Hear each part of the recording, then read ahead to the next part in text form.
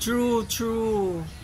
Tapos yung Tagalog nyo, malambing, pero yung Bisaya nyo, parang hybrid Tagalog. Yeah. Saka more, mix. Sabi nga ni Davao Connie sa isang joke niya sa TikTok, parang bakit mo na lamang taga Davao ko kasi may halo-halong Bisaya. Hindi siya pure na Cebuano. Ang iba yung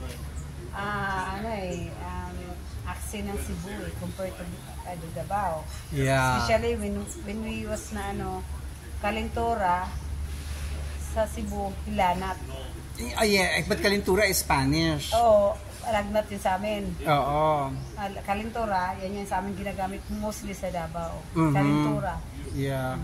Spanish word, pero Hilanat.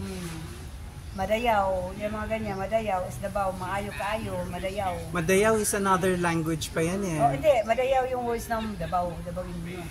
Okay. Maayo-kaayo, maayo ba? I see. Okay, but you're not originally from Davao? I am from Davao. More than anyone else there. Kasi yung cousin ko, yan sila eh. Born there, mama ko, papa ko, Lolo mo? Lolo ko, I think, kasi parang may lahi silang Spanish. Yes. Pero the Bisaya ones are from Davao talaga. Nag-convert yung tatay, ang lolo ko ata na yes. Oo. Not really Muslim. Okay. Ano yung apelido ng taga Davao? Marami. Hindi, yung kayo po. Kami, ang nanay ko talaga, hindi talaga siya dyan sa Davao. I think yung pamilya niya parang Siquijor kasi Ponce. Siquijor. Naku, iba pa yung accent ng Siquijor. I like pero hindi ako nakarating doon sa province niya kasi Ponce siya. Oo. Naad. Tapos yung mga Naad is like from Igorot. Yes. Tapos yung si papa ko, si Mali Puna. Yung ang pangalan niya, sa tatay niya, Mali. Tapos mama niya si Puna. Can I include you in my That's the owner. Wala akong interview mo about something about Boracay? Anything, hindi, lang. Kasi this is about my life. So it's conversations lang with people I meet, ganon. If it's in Boracay, it happens to be Boracay. Ganon. So I was moved here like back 1990. Wow! And yeah, so hindi pa nung ganong ang community is the best, compared right now. The earliest that I was here was 97 na. Because I missed the 80s and the early 90s. Yung nagte-tent lang yung mga classmates. Kami, nabutan ko pa yung cottage na separate yung toilet. Talaga may casillas. I used to yung nagbubumba pa ako ng tubig. Nabutan ko yan. Why did you choose it? Why did you come here? You fell in love with the island. Yes, I was here vacation. Then my husband wants to take a course. My ex-husband. Foreigner po yan. He was taking the PADI course. Okay. In the 90s they had it already. Na-interview rin ako noon sa I suppose. Back 1993. Okay. So you're kinda celebrity. Hindi naman. In the resort restaurant. I have a Thai restaurant. Yun, nailagay ako sa ANC at regarding my food kasi ako yung nag-create ng pork Thai lemongrass pork ribs here. Tapos chicken wings, so maraming gumaya na. Yung mga kapaw, I did na siya eh. Yung Congas kasi it was built in 2007. Okay. I have a question. Is Congas? Congas is the drums? Yes, it's just like Latin Congas and I like Thai. One of my friends, he chose to name me Congas because I was supposed to want like a jungle. Something. But then it's not me because I'm a woman. So I goes with actually in America yung Congas is a kind of like sparkling drinks. Yes. But not Thai yan, no? So you're using. But then I learned how to cook Thai 2008. So nung Congas ko, hindi pa siya pure ng Thai. So Congas, the restaurant, was ahead of the Thai team. So anong nangyari? nag-learn ako sa Thai, sabi ko mas okay ang Thai Kasi marami siyang good for our body, our stomach. Oh, very green kasi yeah. ang ano nila. And then na-realize ko lahat ng ingredients is benefit sa mga matanda. Even yung niyog na fresh. Hindi mo lang siya lutuin ng masyadong mantika. Nagagamit ko siya. Yun yung sa article ko, yung minsan hinahanap ko pa talaga yan sa mga bundok-bundok. Yung galanggal is called langkawas and Boracay. Ano yan? Vegetable yan? Ayun, that type of luya. Yung parang Thai na luya talaga siya. Sa atin naman, hindi yan turmeric, iba pa yun? Iba yung turmeric. And then, kaffir, everything. So, yun, na-learn ko ang Thai. Then I was in Bangkok 6 times. Last I was there in November.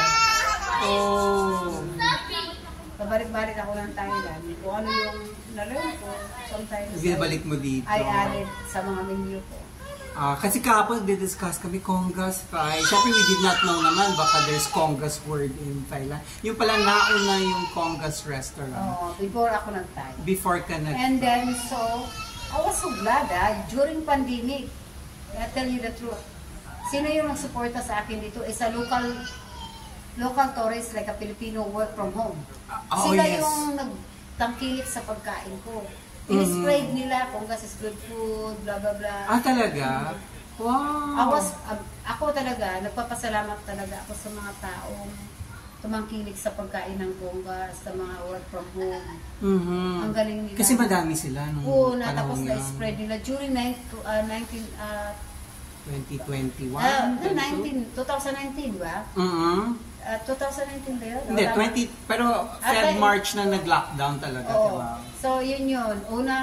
Kasi nag-close yung Congas ko doon, yung luma kong Congas. So this is not the original location? Yeah, then kumuha ako ng bulabog maliit. Doon, ang haba ng pila. Hinaba nila ng pila kasi ako Is it still there? Wala na? Yeah, it's still there.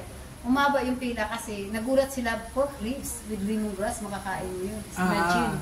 Masarap, maganda yung yung combination na yun. Kahit yung dating chief of police dito, si Juice, ang grabing help niya sa akin yung mga general kumakain talaga. Oo, ang mga pagkain sa akin. Yan, lahat yan. That's why I tell everyone na sino yung nagpa-boom sa pagkain ko is local. Mga local work from home. Yeah, like a work from home before. Lahat sila nandito Sila yung nag-spray. Because there were also fewer restaurants then. So ikaw ang nag-bloom kasi... May iba akong yung dish na ginawa. So nagulat sila, saan nila to. Nanibago sila din Tapos a lot of people right now na gumagawa na ngayon, yung mga friends to restaurant sa Station 3, ginaya na yung chicken wings ko. Ganyan. Kasi nakatrabaho sila sa akin. Okay. Pero ang original gumawa. Yes. So okay lang yan. Gusto nila pagkain ko. I think sa isip nila na maganda siguro yung pagkain ko. Yes. Correct. Ako kasi, sarili ko kumbaga, pag ako gusto magluto, ako yung magluluto. Yes. Ayaw kong babaguhin yung luto ko. I put everything ingredients. Kaya kahit sabihin nila minsan yung mga guests na, patan sobra ka maglagay ng coriander. Coriander goes sometimes 850 kilo. Yes. Ang mahal. So yun. Kaya nga yung ang anak ko, nasa rent ang anak ko. Nasaan po? Physical. Nasa rent physical. Siya yun si Mimi. Sino po? Mimi. Siya yung sa head ng casa, babae. Dalawa sila. Rent is playing in Manila. In Manila. Right Hindi sa ibang bansa. Si Manila Minnie, anong name po nung daughter niya? Si Molly Langley. Molly Langley. Kayo po, Mrs. Langley pa rin? I still use my Langley kasi yung mga papel ko sa papers mo Langley. Tsaka yung lupa ko. Kasi matter naman sa mga foreigner You can still use. Hindi ka sinasabi marimanda, no. You can still have a right. If yung ex-husband mo, hindi ka niya inobliga magpalit ng pangalan, it's okay. Totoo. Hindi parang si Gina Alhart, di ba Mrs. Eigenman siya? Tapos divorce na sila or basta hiwalay na sila legally. But sabi niya, I retained my my ex-husband's family name. Ang ganda kaya. Hindi, at saka isa pa. It's not, if you are changing your last name because your daughter is not related anymore, di ba? Sabi nga ng isang nakita ko na, para pag bumiyahe kami, we're family, para kami ng apelido. Oo, totoo yan. It doesn't matter, mag-asawa siya, ngayon, di ba? Yung mother-in-law ko, he was married with his boyfriend for 35 years. Pero she's still using as a Langley, Aha, okay. So lahat kayo, Mrs. Langley. Pero Miss lang, kasi Langley. maganda kasi name Langley, di ba? Pero yung, yung suffix mo, Miss na, no? Oo. Hindi na siya Mrs. Hindi na. Separated na ako. We have another marriage namin. Anal talaga, hindi divorce? No, we don't have divorce in Philippines. Anal lang tayo. Hindi, pero akala... Parang ano na rin yan convert na rin yan sa yung divorce. Pero ang tawag sa atin kasi, ginagamit natin anal lang. So dito yan, ang procedure was done here? Yes. Kasi akala ko, di ba, pag ang isang spouse is come from a country with divorce, parang magpa-file lang doon. They're easy to divorce you or something, you know. You don't need to sign anything. Pero yung nangyari dito, kami, nasa Manila kami. So dito yung process, yung annul. Okay. O sige. Thank you po, Miss Langley. What's your first name po? Lori. Oo nga kita ko Ayun, Lori Langley. Ang una ko kasi nakita yung Ria Grana. Tapos na-realize ko, ayun yung nag-post. The writer. So, alright. Thank you po for your time. That was biglang show Mrs. Langley of Conga's Restaurant.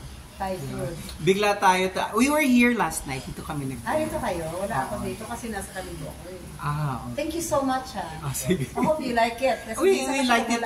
Pero Filipino style. Yung noodles, rice ako syempre. Rice ka? Noodles and rice. That's good. Sabi na kasama ko, why are you eating rice? Well, I'm Filipino. I want things with rice. Thank you so much. Okay, sige po. Yan. So that is the restaurant where we ate last night. And we also ate here, the Bistro de Sami. Okay, let's go back to our chore. Makalimutan natin we're gonna buy, I'm just going to buy naman Ovaltine. Hindi naman ako nagugutom. Because we don't really do breakfast. And we had gardenia bread naman sa loob. So, kumain ako ng isa. Yan pa nga sinasabi ko na nakaka-stress yung mga breakfast buffet ng mga hotels. Kasi syempre may window of time lang yun. Tapos the day before, pagod ka. So you want to stay in bed, diba? But you can't really just stay in bed. Kasi baka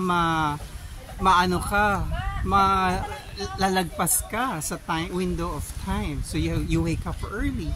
And then since it's buffet, and supposedly kahit na included, you actually paid for it, diba?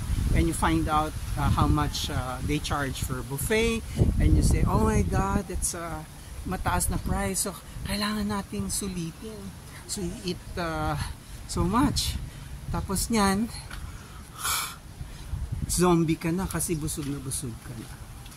So, this is Angle Road. Yan ang lalakaran mo pag pupunta ka dito sa this side of Station 3. And there's this authentic looking sari-sari store kasi payag ang design. Diyan tayo bibili. You can buy your water, you can buy your Ovaltine and what have you.